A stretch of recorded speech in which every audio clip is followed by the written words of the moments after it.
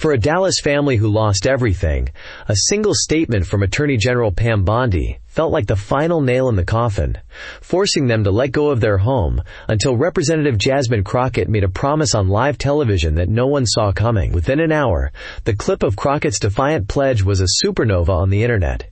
It wasn't just a political soundbite, it was a lifeline. News channels, which had moments before been looping Bondi's sterile dismissal, cut to Crockett's face, her voice ringing with a conviction that felt deeply personal. Social media feeds flooded with her words, quoted, shared, and turned into memes of hope. In living rooms across the country, families facing similar fears paused, looked up from their bills, and listened. The battle wasn't just about one family's house anymore. It was about the very idea of what a government owes its people, and the fight had just begun.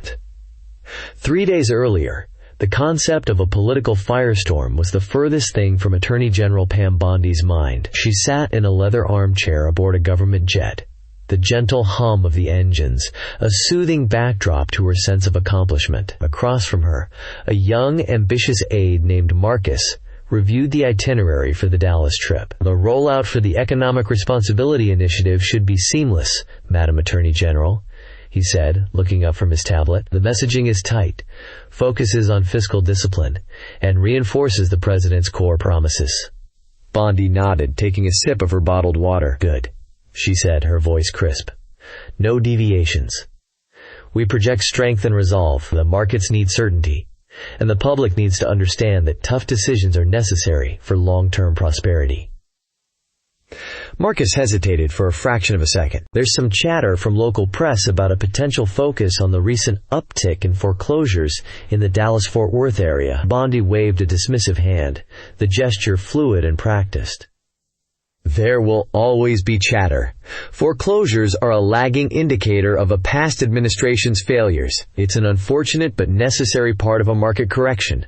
We don't get bogged down in individual sob stories. We stick to the big picture. We are restoring order, not running a charity. She looked out the window at the endless blue, completely confident. The narrative was hers to command. At that same moment, in a modest district office in Dallas that smelled of stale coffee and printer ink, Jasmine Crockett was focused on a much smaller, far more important picture. She leaned across her desk, her attention fixed on the couple sitting opposite her. Mateo and Eliana Reyes looked exhausted, the lines of worry etched deep around their eyes. In Mateo's lap, their 7-year-old daughter, Sophia, colored quietly in a book, oblivious to the weight of the adult conversation. Mateo, a man whose hands were calloused from 2 decades of construction work, spoke in a low, halting voice. The bank they don't listen, Congresswoman. I sent them the doctor's records from the accident. I sent them proof that the business folded. We used all our savings. Eliana is working extra shifts at the daycare. We're not asking for a handout. We're just asking for some time. A modification. Anything. Eliana twisted a frayed tissue in her hands. They sent another letter yesterday. It used the word imminent. I had to look it up. Her voice cracked on the last word. This was the third family Crockett had met with that week in a similar predicament. The abstract economic indicators and market trends she heard about in Washington, D.C. had faces and names here. They had children who drew in coloring books while their parents' world crumbled. Okay, Crockett said, her tone calm but firm. Let me make a call. My caseworker, David, will stay on top of this. We will call the bank's liaison directly. We are not giving up. As the Reyes family left, David, her caseworker, caught her eye. That's the 4th one this week with the same bank. They've become completely inflexible since the new DOJ guidelines were hinted at last month. It's like they feel empowered to just say no to everything. Crockett stared at the door the Reyes family had just walked through. She felt a familiar burn in her chest, the same fire that had fueled her work as a public defender. It wasn't about politics. It was about fighting for people who were being told they didn't matter. The day of the press conference was hot. The kind of oppressive Texas heat that makes asphalt feel sticky. A podium bearing the seal of the Department of Justice stood in front of the Earl Cabell Federal Building, a phalanx of American and Texan flags behind it. Pam Bondi strode to the microphone, looking polished and unbothered by the climate. She delivered her speech with practiced ease, outlining the Economic Responsibility Initiative. It was a tapestry of familiar phrases: ending wasteful expenditure, unleashing private sector growth, and enforcing the fiscal integrity of our nation. She spoke of contracts and consequences, of discipline, and the rule of law. When she finished, she smiled and prepared to take a few pre-approved questions. Her aide, Marcus, pointed to a reporter from a national cable network. The question was a softball about the timeline for the initiative's rollout. Bondi answered it smoothly. Then, a hand shot out from the local press section that belonged to Carla Jimenez, a young, tenacious reporter for a Dallas news station. She'd been covering the housing crisis for months. Marcus pointed at her reluctantly. Carla's voice was clear and carried over the city traffic. Madam Attorney General, Carla Jimenez, Channel 8 News. Your initiative talks about economic responsibility. But what about the government's responsibility to families like the Reyes family, right here in Dallas, who are on the verge of foreclosure due to medical debt and job loss? What specific protections can they expect? The name, a specific, local name, hung in the air. It was an unwelcome intrusion of reality into Bondi's carefully curated message. A flicker of annoyance crossed Bondi's face before being replaced by a mask of stern authority. She leaned into the microphone. The market must correct itself, she said, her voice cold and devoid of empathy. The Department of Justice will not stand in the way of private property contracts. That was it. No follow-up. No expression of sympathy. It was a declaration. A dismissal. She nodded curtly. And her security detail began to move her away from the podium as other reporters shouted questions. In their small living room, surrounded by half-packed cardboard boxes, Mateo and Eliana Reyes watched the live stream on a cracked smartphone. The audio was tinny, but Bondi's words were perfectly clear. Eliana let out a small, wounded sound, a mix between a gasp and a sob. Mateo stared at the screen, his face ashen. It was one thing to get sterile, legalistic letters from a bank. It was another to see the highest law enforcement officer in the country, on a stage in their own city, declare that their family's destruction was simply the market correcting itself. It was the finality of it that broke him. The last sliver of hope, the one they had been clinging to since their meeting with Congresswoman Crockett, evaporated. He reached out and switched off the phone, plunging the room into silence. He looked at his wife, the unspoken understanding passing between them. It was over. They had to let go.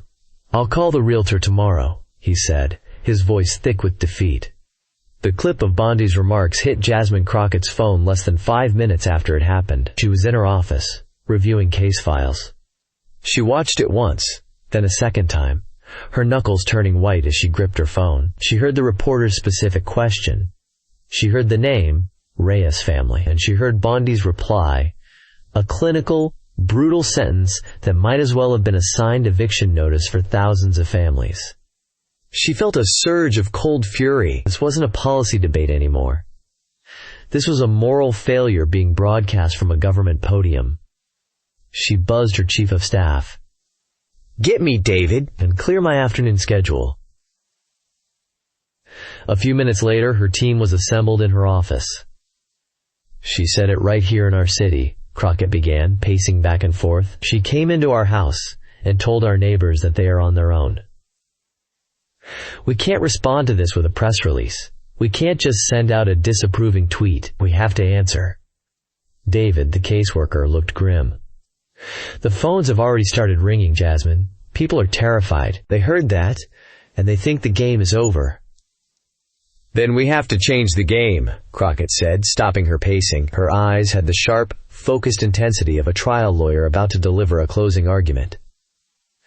Find me a venue, a community center, a church hall, somewhere in the heart of the district. We're holding a town hall. Tonight. Her staff stared at her. Tonight? Her chief of staff asked, bewildered.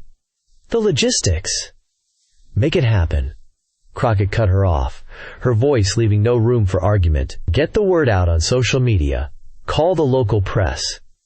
Especially Call Carla Jimenez at Channel 8. Tell them a response is coming. Tell them we have something to say." As her team scrambled, Crockett sat at her desk and pulled a yellow legal pad towards her. She didn't write a speech. She just wrote down one name: Reyes. That evening, the gymnasium of the Oak Cliff Community Center was packed. The air was buzzing with a mixture of anxiety, anger, and a desperate desire for hope. Local news vans were parked outside, their satellite dishes aimed at the sky. Carla Jimenez and her cameraman had a prime spot near the front. People from every corner of Crockett's district were there. Black, white, Hispanic, old, young, people in work uniforms, and people in their Sunday best. They were all united by the same fear. A fear that had been given a voice and a name by the Attorney General of the United States. Backstage, in a small locker room that smelled of disinfectant, Crockett took a deep breath. She could hear the murmur of the crowd through the door. This wasn't a calculated political move. It was a necessary one. She had seen the faces of the people who would be crushed by the cold logic of market correction. She thought of Eliana Reyes's cracking voice, of Mateo's defeated eyes. She wasn't just a congresswoman tonight, she was their lawyer. And she was about to go to court. Taking one last steadying breath, she pushed open the door and walked toward the stage. The moment she stepped into the light, the room erupted in applause that was less about celebration and more about relief. She walked to the simple wooden lectern, waiting for the noise to subside. She looked out at the faces, seeing the same exhaustion and worry she'd seen in the Reyes family. She saw her community. She didn't start with policy points or legislative jargon. She started with a story. "I met a man named Mateo this week," she began, her voice steady and clear. "A man who has worked with his hands his entire life to build a home for his family. I met his wife, Eliana, who works at a daycare, taking care of other people's children. I met their daughter, Sophia, who likes to draw purple horses." The room was silent, hanging on her every word. They did everything right. They worked hard. They paid their taxes. They saved. Then life happened. Mateo got hurt. The medical bills piled up. And they fell behind. They didn't ask for a miracle. They just asked for a little grace. A little time. She paused, letting the words sink in. And earlier today, the chief law enforcement officer of the United States, Attorney General Pam Bondi, came to our city and told Mateo and Eliana, and thousands of families like them, that they don't deserve grace. She told them that their struggle is just a market correction. She told them their homes and their lives are less important than a property contract. A low rumble of anger moved through the crowd. Crockett looked directly into the lens of the Channel 8 camera, knowing who was watching. She knew Bondi's staff would be monitoring. She knew the national networks would pick up the feed, but mostly she was talking to the people huddled in their living rooms, feeling hopeless. "The Attorney General speaks of contracts," Crockett declared, her voice rising with passion and precision. "I speak of covenants. A government has a covenant with its people to protect them. A society has a covenant to care for its most vulnerable. That is a contract that is written in our hearts, not on bank paper." The applause was thunderous, spontaneous, and emotional. She held up a hand for silence, her face set with determination. She was about to make a move she hadn't even discussed with her chief of staff. It was a leap of faith, a promise made on instinct and outrage. "So I am making a promise tonight, to the Reyes family and to everyone else in this district who is living in fear. The Attorney General says the Department of Justice will not stand in the way of contracts. Well, I say my office will stand in the way. My office will represent, pro bono, the first 10 families in my district who receive a foreclosure notice under this new policy." A gasp went through the room, followed by a stunned silence, and then an explosion of cheers and shouts that shook the building. It was an unprecedented move. A sitting congresswoman pledging to act as a personal defense attorney for her constituents against a federal policy. She wasn't just offering thoughts and prayers, she was offering her law degree. The camera zoomed in on her face. She wasn't finished. We will take these banks to court. We will challenge them on every single line of their predatory agreements. We will make them justify every fee, every penalty, every refusal to negotiate. We will make this so-called market correction so costly and so public for them that they will have to come to the table. This is not about economics. This is about justice. As Jasmine Crockett stepped away from the lectern, the wall of sound from the crowd was a physical force. People surged toward the stage, hands outstretched, their faces a mixture of tears and fierce gratitude. An elderly woman grabbed her hand and whispered, "Thank you, child. Thank you for seeing us." A young man in a paint-spattered work shirt just nodded, his eyes welling up as he mouthed the words, "Thank you." Her small team of aides formed a protective circle, trying to guide her through the emotional throng. Carla Jimenez, the reporter, managed to get close, holding her microphone like a shield. "Congresswoman, you just declared war on the Justice Department. What's your next move?" Crockett paused, looked at Carla, and then at the sea of faces around her. "My next move," she said, her voice still ringing with authority, "is to get a good night's sleep, because tomorrow, my new clients and I have a lot of work to do." The simple, human answer cut through the political chaos, and it was that, quote, paired with the video of her covenant speech, that rocketed across the nation. By the time Crockett got back to the generic hotel room that served as her temporary base in Dallas, the viral firestorm was already a raging inferno. Her personal cell phone was a vibrating, glowing brick of uselessness. Every news channel had the story. On one, a progressive panel hailed her as a modern-day hero, a fighter for the people. On another, a panel of stern-faced conservatives condemned her. "This is a breakdown of order," one pundit declared, his face flushed with indignation. "A sitting congresswoman encouraging citizens to defy contract law? It's anarchy. She should be censured." The White House press secretary released a terse, two-sentence statement referring to the matter as a local political stunt and affirming the administration's full confidence in Attorney General Bondi. The statement was so dismissive, so clearly intended to minimize her, that it only added fuel to the fire. The initial wave of support on social media was a tidal wave of affirmation, but as the night wore on, the tide began to turn, bringing with it the filth from the internet's darkest corners. The official email for her congressional office began to flood with messages so vile they made her stomach churn. They called her every racial slur imaginable. They threatened her, her staff, and her family.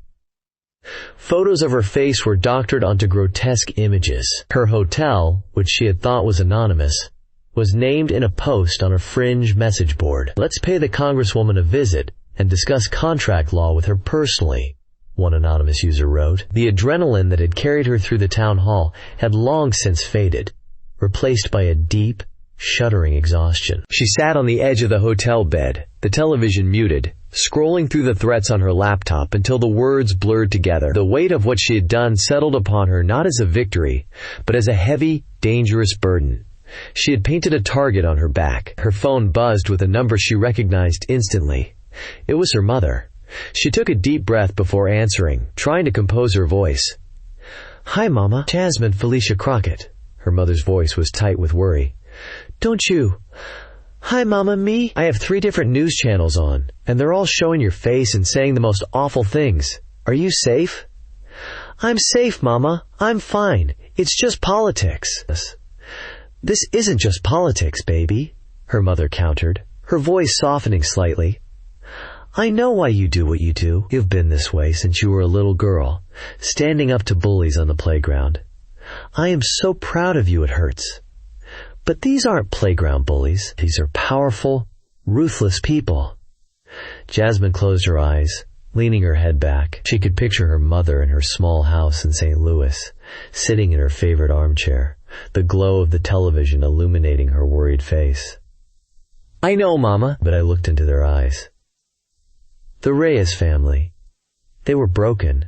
I couldn't just offer them a pamphlet. I couldn't just do nothing. There was a long silence on the line. Then her mother sighed. "You did what you thought was right. You always do. Just promise me you'll be careful. Promise me you'll have security, that you won't be alone." "I promise, Mama. Crockett said, the words feeling like a vow. "I'll be careful." After she hung up, she sat in the silent room, the glow of the laptop screen casting long shadows on the wall. The exhaustion was profound, a physical ache in her bones. For a moment she allowed herself to feel the fear, the isolation, the daunting reality of the promise she had made. She had picked a fight with the full power of the federal government. And for now, she was entirely on her own. For 2 days, that feeling of isolation persisted. Her office was an operational whirlwind. Calls from potential clients, the first 10, were flooding the phone lines, each story more heartbreaking than the last. Her staff, loyal and running on caffeine, worked to vet the cases, creating files and documenting every detail. Legally, Crockett was building an arsenal, but politically, she was on an island. No other high-profile Democrats had rushed to her defense with the same level of commitment. They offered supportive tweets and cautious statements, but no one else wanted to touch the third rail of challenging private property contracts so directly. The narrative being pushed by her opponents was starting to stick. She was a radical, an outlier. The media began to frame the story as Crockett versus the DOJ, a personal feud rather than a policy battle. Pam Bondi, for her part, remained silent, wisely letting her surrogates and the conservative media machine do the work for her. Her silence was a projection of power, as if Crockett's actions were too insignificant to warrant a direct response. The shift came from the most unexpected of quarters. Judge Alastair Finch was a legend in Texas legal circles. A Reagan appointee to the federal bench, he had served for 30 years before retiring. He was a staunch conservative, a fierce believer in judicial restraint, and a man whose integrity was considered unimpeachable, even by his political opponents. He now spent his time guest lecturing at law schools and occasionally writing for legal journals. On the third day after Crockett's town hall, Judge Finch appeared on a popular morning talk radio show in Dallas, one known for its conservative host and audience. The host expected the judge to join the chorus of condemnation against Crockett. He was mistaken. "Let me be clear," Judge Finch began, his voice a low, gravelly baritone that commanded attention. "I have disagreed with Congresswoman Crockett on nearly every political issue she has ever supported. Her politics are not my politics." The host chuckled, ready for the attack. "So you must agree her actions were reckless, Judge." "No," Finch said flatly. "I do not.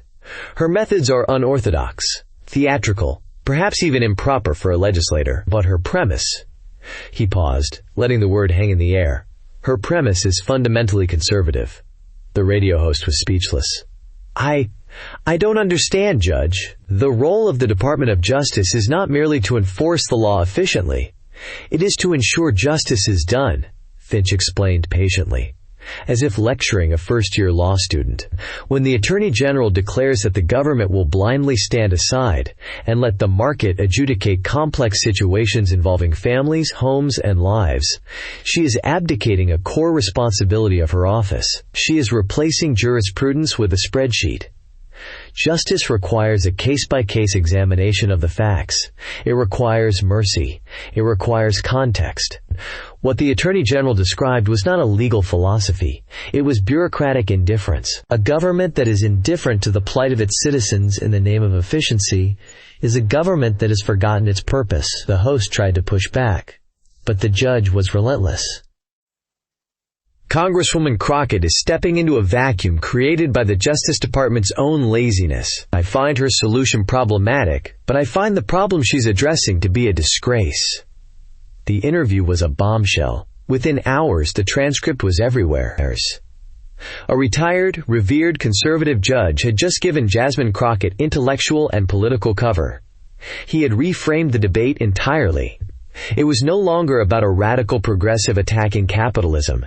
It was about the Justice Department failing to do its job. The phone lines at Crockett's office began to ring with different kinds of calls. A professor from the University of Texas School of Law offered to assemble a team of law students to help with research, pro bono. A group of retired attorneys in the Dallas Bar Association put out a statement supporting Judge Finch's position and offering their services as consultants. The narrative had fractured. It was no longer just Crockett's fight. Buoyed by the unexpected wave of support, Crockett knew it was time to seize the momentum. She called a formal press conference to be held on the steps of the community center where she had made her promise. This time, she would not be alone. When she walked up to the podium 2 days later, she was flanked by a small group of people. On her right stood a distinguished, gray-haired law professor. On her left stood Mateo and Eliana Reyes. They were the first of the 10 families she had officially taken on as clients. They were no longer defeated. Standing next to the congresswoman, they looked nervous but resolute. Eliana was holding Mateo's hand, their grip tight. Crockett stepped to the microphone. She looked calm, prepared, and in command.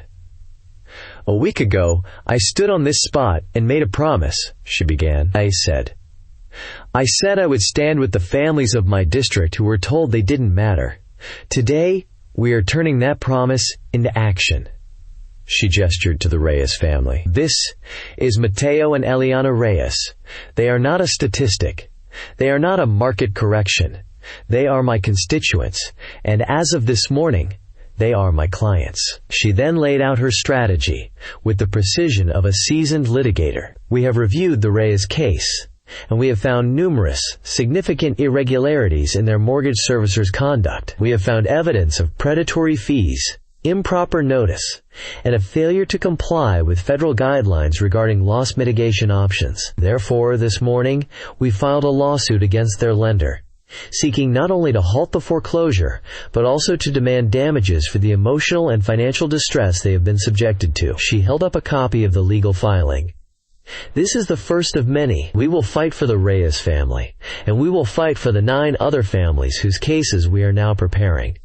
We will not be intimidated, and we will not back down." Then, she looked directly at the camera, her gaze unflinching. She was no longer just talking to the people or the press. She was talking directly to Pam Bondi. "To the Attorney General, I say this.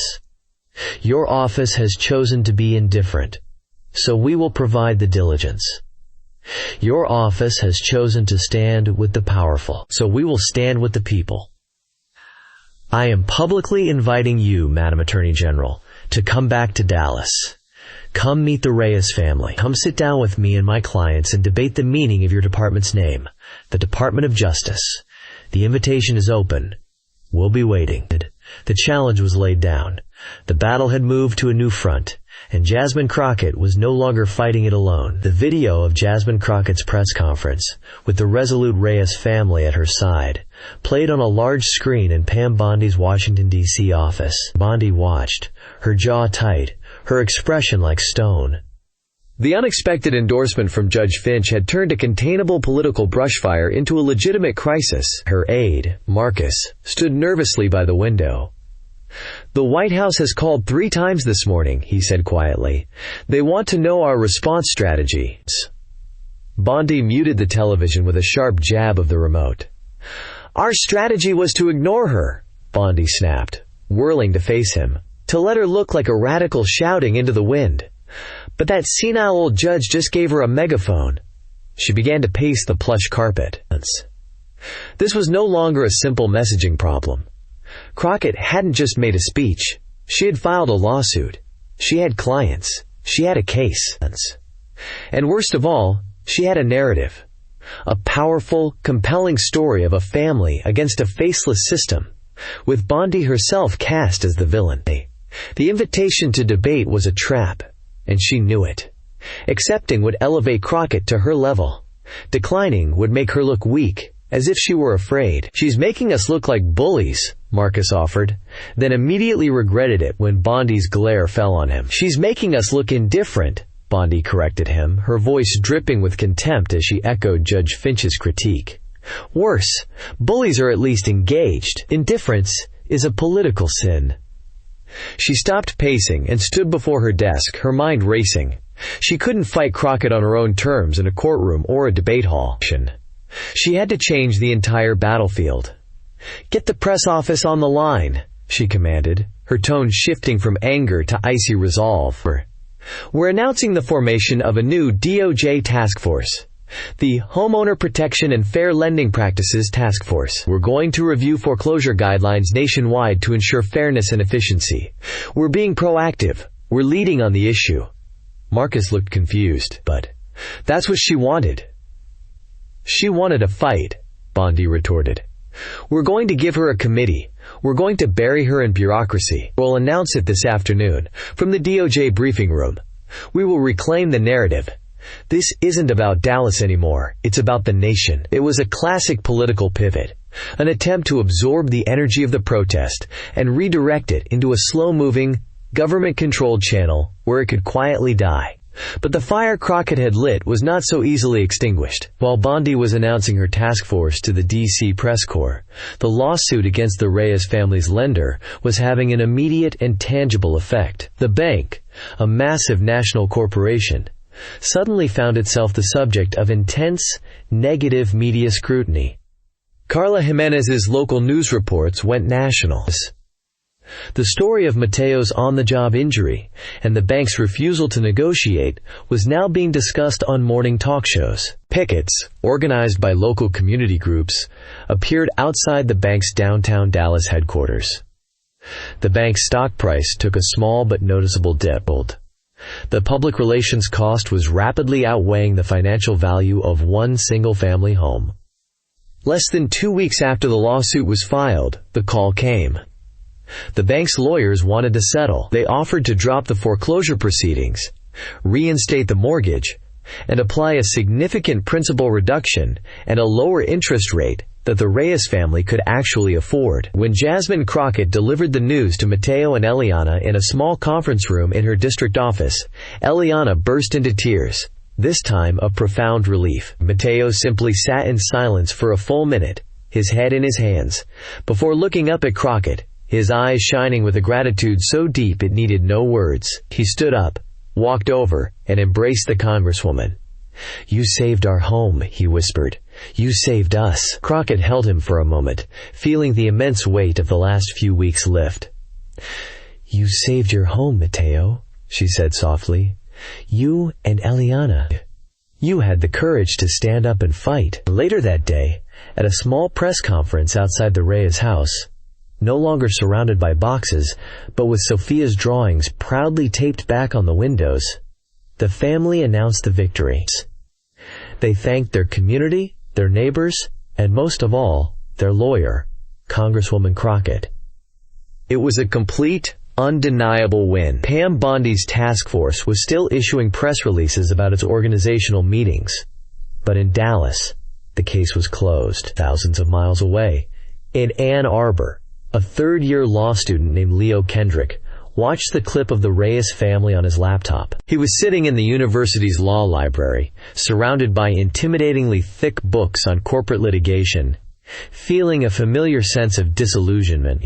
He'd come to law school with grand ideas about justice, but most of his training seemed to be about finding loopholes for the wealthy and powerful. The law felt like a fortress designed to protect those already inside its walls. The whole Crockett-Bondi affair had captivated him. He had seen Bondi's cold dismissal and Crockett's fiery promise. He'd read Judge Finch's surprising op-ed. But it was this final clip, the sight of the Reyes family, standing whole and happy in front of the home they had almost lost, that broke through his cynicism. Crockett hadn't just passed a bill or made a speech. She had taken her law degree, that same degree he was working toward, and used it like a shield for a family that had no one else. She had used her knowledge of the fortress's walls not just to defend, but to open a door for someone left outside. It was a powerful reminder of the law's true purpose. He closed his laptop, the library's silence suddenly feeling stifling. He walked out of the grand, imposing building and crossed the campus quad. He went to a smaller, much less glamorous building that housed the university's legal aid clinic. A sign on the door read, "Walk-ins welcome." He stepped inside. A tired-looking supervisor looked up from a stack of papers. "Can I help you?" she asked. "Yeah," Leo said, a sense of purpose solidifying in his chest. a feeling he hadn't had in a long time. "I'm a 3L. I saw your flyer about needing volunteers for the Housing Rights Project. I'd like to sign up." It wasn't a press conference. It wouldn't make the news. But for Leo Kendrick, and for the families he would soon help, it was everything. He was letting go of his disillusionment and, like the congresswoman from Texas, was ready to get to work.